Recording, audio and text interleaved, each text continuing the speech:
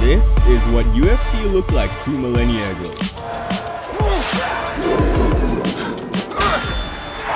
And here is what it looks like now. We're still separated from consciousness. So how did we get here? Before the bright lights and roaring crowds, there were quiet dojos and sacred training grounds. Throughout history, civilizations questioned which martial art stands tall, which fighter under which flag can claim dominance. What would happen if a boxer fought against a wrestler or a jiu-jitsu maestro against a kickboxer?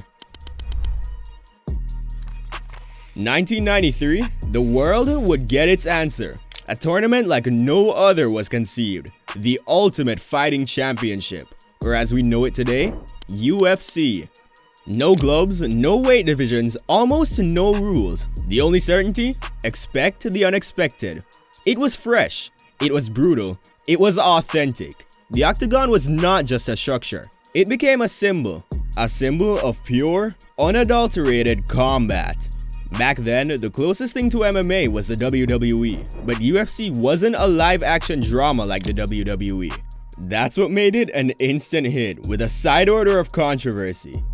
Most people thought it was too raw and wanted it banned to rain on everyone's parade, but there were others who were hooked by its rule-free nature. And who doesn't like grown men beating the lights out of each other? Back then, fighters were one-trick ponies representing their discipline. Kickbox, karate, wrestling, jiu-jitsu. That was the time of the Gracie family era when Royce Gracie popularized the sport in the early days thanks to his expertise and love of Brazilian jiu-jitsu. He was one of the first to ever compete in the UFC and was so good he defied all odds by winning multiple UFC tournaments despite being smaller than many of his rivals. His jiu-jitsu made it possible to bring down much bigger opponents, and it put jiu-jitsu on the map. Besides, the Gracie family had a hand in the introduction of weight classes and banning fatal shots to the head and strikes to where the sun doesn't shine. Furthermore, it was Rory and Davey Gracie's idea to create the Ultimate Fighting Challenge in the first place, to show the world that jiu-jitsu is king.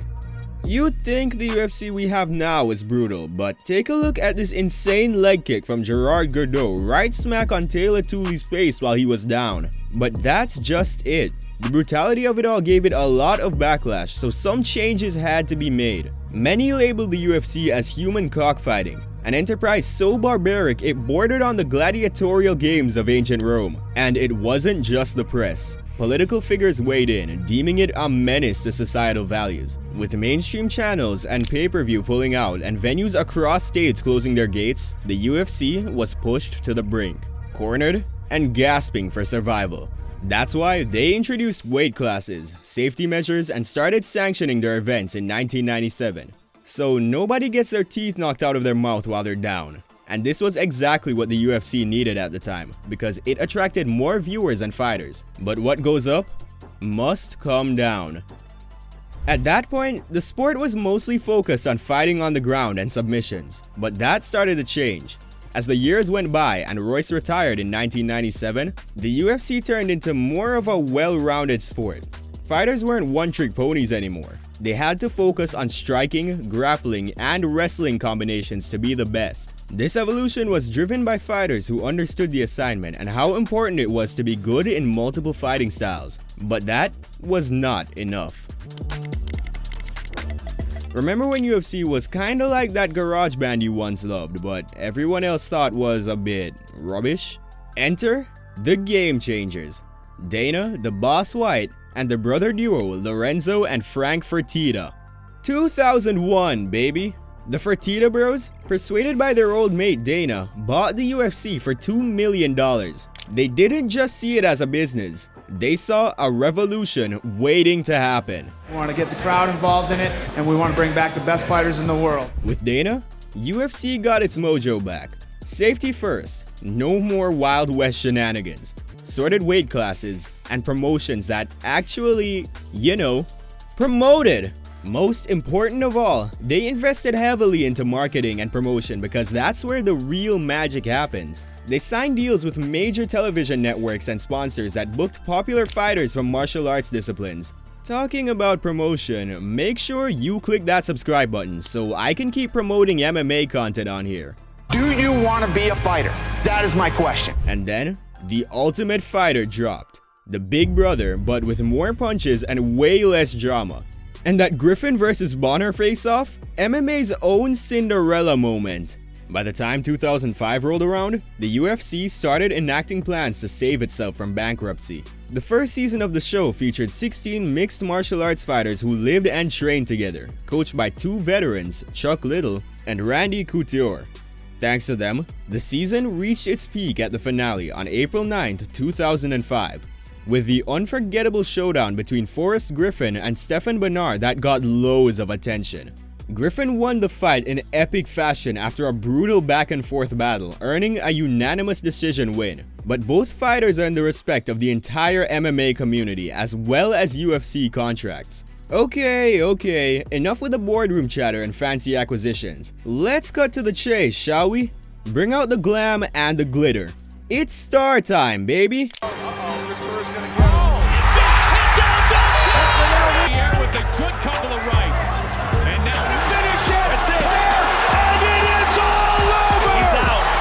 After the huge success of Season 1, The Ultimate Fighter became very popular with new stars like Georges St. Pierre and Brock Lesnar. It wasn't just about the punches and the kicks. Nah. It was the swagger, the charisma. These fighters didn't just enter the octagon. They owned it. The MMA gods had spoken, and they had chosen their champions. The octagon transformed. No longer just a cage, but a stage. A stage for the stars.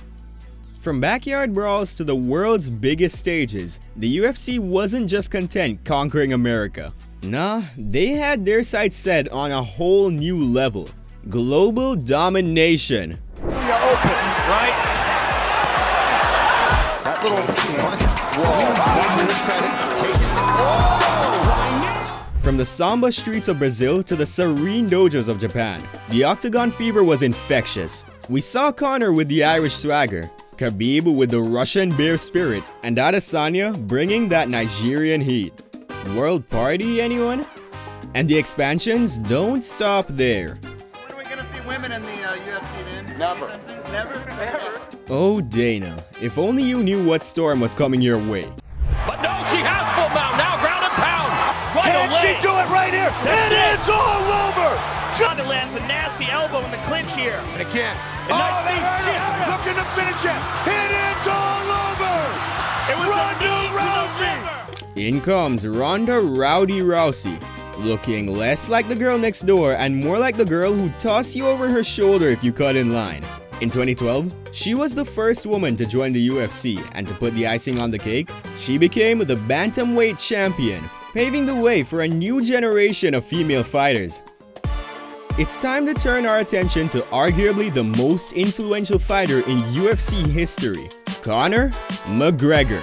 His personality, trash talking, and fighting style brought in millions of new fans. He started his UFC career in 2013 by winning his first 5 fights in a row, all by knockout or TKO, which is what really gave him international fame. And when he got in Jose Aldo's head in 2015 and beat him in the first few 13 seconds of the fight, things only got better for him. Plus, it ended the longest reigning UFC champion. But this was just the beginning for the Notorious. His career reached a new level by the time UFC 205 came around, as he made history by defeating Alvarez in the second round, becoming the first fighter to hold titles in 2 UFC divisions simultaneously. But he's not the only fighter who could hype everyone up.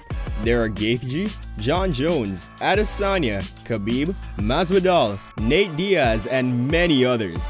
At this point in time, the UFC became so unstoppable that even when the whole world came to a stop, the UFC failed to slow down. 2020 is now the deadliest year in US history. 2020. The year that sounded like a sci-fi title, but turned into a straight-up horror flick.